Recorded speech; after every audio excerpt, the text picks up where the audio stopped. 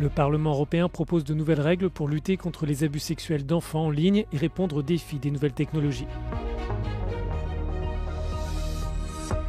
Une nouvelle salve de frappe russe a touché plusieurs quartiers de Kiev, faisant au moins 14 morts. Cette attaque survient alors que les dirigeants du G7 sont réunis au Canada. 55e édition du Salon du Bourget. Cette année, la souveraineté et le réarmement de l'Europe sont des enjeux majeurs. Adapter la législation européenne aux nouvelles technologies pour lutter contre les abus sexuels sur les enfants. C'est le sens du texte adopté mardi par le Parlement européen. Pour les eurodéputés, cette mise à jour est essentielle afin de répondre aux défis posés par l'intelligence artificielle, souligne le rapporteur du texte. Child sexual abuse material generated by AI will be treated in exactly the same way as real child sexual abuse material. We will have a criminalization of the production of it, of the viewing of the creation of the tools to make it. All this will be treated in exactly the same way as if it were real child sexual abuse material, because we know that these models, first of all, they need to train on real child sexual abuse material. And secondly, we see that using AI child sexual abuse material is a very small step to actually moving on to real child sexual abuse. Pour souligner l'ampleur du phénomène en ligne, l'eurodéputé se réfère aux données du Centre national américain sur les enfants disparus et exploités. 1 million de signalements d'abus sexuels en ligne étaient enregistrés en 2010. 13 ans plus tard, l'établissement comptabilisait 36 millions de signalements. Les eurodéputés proposent aussi de renforcer les peines liées à ce crime. Ils veulent également supprimer le délai de prescription. We notice that for many victims of child abuse, only at a later stage in life they will be ready to, for instance, file charges against their abusers. And in many member states we already see that by the time these victims are ready to do so, the time has run out and they can't get justice anymore. And the Parliament today will send a clear signal that for us, for victims of child sexual abuse, justice cannot simply run out on a deadline. They will always be able to get justice done. Ce vote n'est qu'une première étape. Les discussions doivent maintenant avoir lieu avec le Conseil, l'institution qui représente les États membres. Le rapporteur du texte espère que les 27 ministres adopteront la même ambition que les eurodéputés.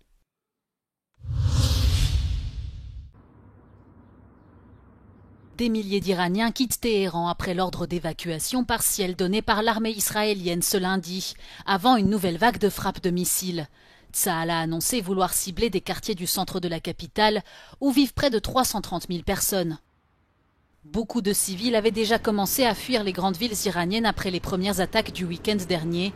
De nombreux magasins de la ville ont fermé, ainsi que l'ancien Grand Bazar, et de longs embouteillages ont été signalés sur les routes dès la nuit de dimanche à lundi. Des files d'attente de plus de 5 heures se sont formées à la sortie de la ville pour obtenir du carburant avec des rationnements de 25 litres par voiture. Plus tard dans la journée de lundi, le président américain Donald Trump a également publié un message sur son réseau Truth Social appelant à l'évacuation immédiate de Téhéran. Des dizaines d'étudiants indiens à Téhéran ont été évacués. Environ 65 ressortissants lettons se sont inscrits pour quitter Israël. Un vol du gouvernement slovaque rapatriant des dizaines de personnes du Moyen-Orient a atterri à Bratislava ce lundi. Entre 50 000 et 100 000 Israéliens seraient bloqués à l'étranger après la fermeture de l'espace aérien israélien par les autorités tôt dans la journée de vendredi. Les civils ont été redirigés vers des centres temporaires en Grèce et à Chypre, et certains tentent maintenant de rejoindre Israël par des voies terrestres passant par la Jordanie ou l'Égypte.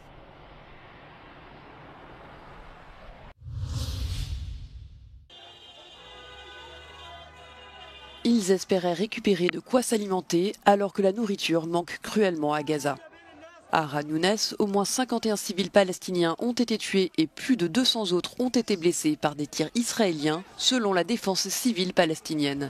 Les victimes attendaient l'arrivée de camions d'aide humanitaire lorsqu'une frappe aérienne se serait abattue sur une habitation à proximité avant que les forces israéliennes n'ouvrent le feu sur la foule.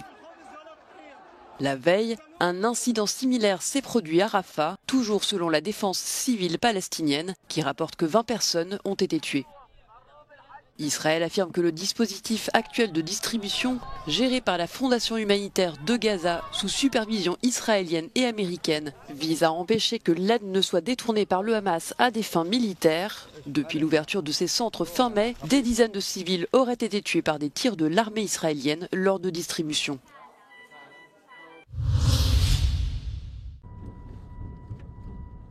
Une épaisse fumée noire que l'on aperçoit de loin et l'ampleur des dégâts à mesure que l'on se rapproche.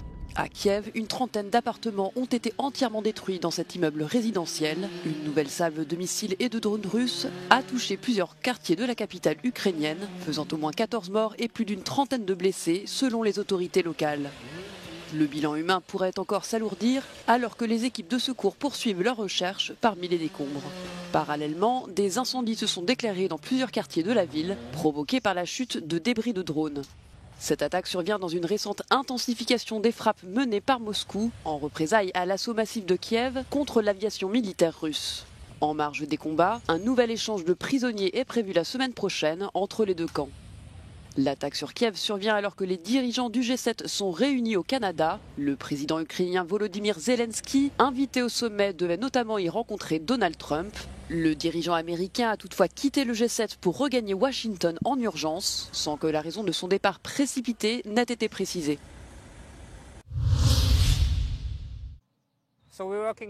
Voici le bouclier de l'Est, le tout nouveau système qui doit protéger les frontières polonaises dans un contexte de tensions accrues causées par l'invasion russe de l'Ukraine. Cette barrière de béton s'étend sur plus de 20 km le long de la frontière polonaise adjacente à l'enclave russe de Kaliningrad jusqu'à la mer Baltique. Sa construction a commencé en novembre de l'année dernière et se poursuit désormais tout au long de l'année, 7 jours sur 7. Is this a new iron curtain which is being hung, across the continent? It looks like that, to be quite honest with you. The Eastern Bloc, not only, of Belarus and Russia, but also further to the east, it looks like there is a new division in Eurasia forming before our eyes. La Pologne, pays de l'OTAN qui a considérablement renforcé ses capacités militaires ces dernières années, a des frontières communes avec la Russie au nord et le Bélarus à l'est. Un étroit corridor terrestre, le corridor de Suwałki, la sépare des États baltes. Cette zone est souvent considérée comme la plus vulnérable de l'OTAN dans des scénarios de conflits potentiels. Selon le gouvernement polonais, la sécurisation de ce segment et de celui qui longe la frontière bélarusse seront achevées d'ici 3 ans, avec un financement de plusieurs milliards de zlotys, y compris des aides de l'Union européenne.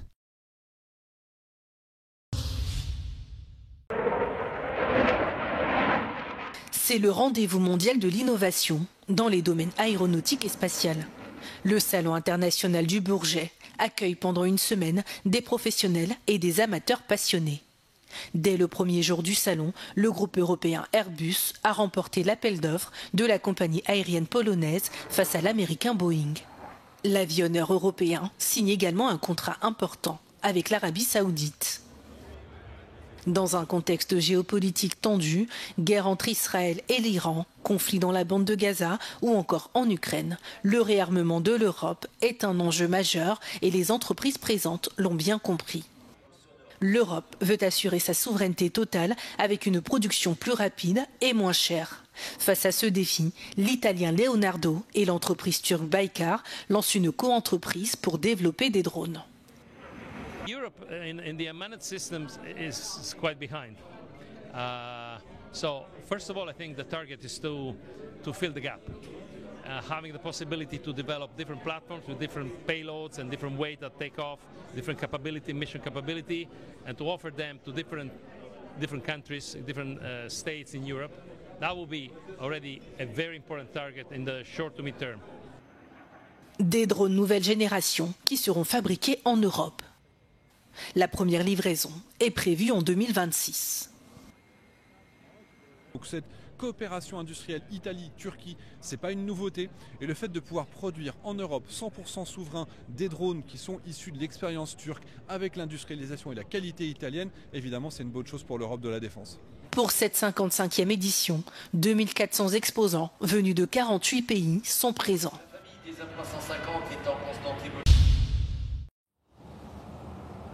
Volvo Cars va développer des technologies différentes pour les produits proposés aux clients chinois et occidentaux. C'est ce qu'a déclaré Håkan Samuelsson, PDG de l'entreprise à Euronews ce lundi. Ceci alors que le commerce mondial devient de plus en plus fragmenté et que Washington cherche à se distancer de la technologie chinoise en raison d'inquiétudes liées au risque d'éventuelles fuites de données américaines. In our future, we see that we will have to divide that. We will have certain software stacks for Europe and for US and other software stack for China. And I think that's something that all of the car makers need to adapt to. But so we don't see any risk in any way that we will be using Chinese technology in US. That will not happen. Bien que l'entreprise ait manifesté son désir de se concentrer davantage sur les clients américains et chinois, Volvo Cars dépend toujours fortement du marché européen. En ce qui concerne la fabrication de ces véhicules, certains le sont en Europe, tandis que d'autres sont fabriqués en Chine et expédiés. Cela signifie que pour certains véhicules, Volvo est exposé aux droits de douane européens introduits l'année dernière en réponse à des subventions présumées déloyales de la part de Pékin. I think basically we should have an attitude of free trade and free competition. That's good for us all. Of course, now realistically that will not happen. I think we're going into a more regional world and there will be some restrictions in technology. Lors de la publication des résultats du premier trimestre de cette année, Volvo Cars a fait état d'une baisse de ses bénéfices et prévu un plan d'économie de plus d'1,5 milliard d'euros. Les nouveaux droits de douane américains de 25% sur les voitures et les pièces détachées étrangères sont un véritable casse-tête pour l'entreprise car ils freinent l'appétit des consommateurs et augmentent fortement les coûts d'importation.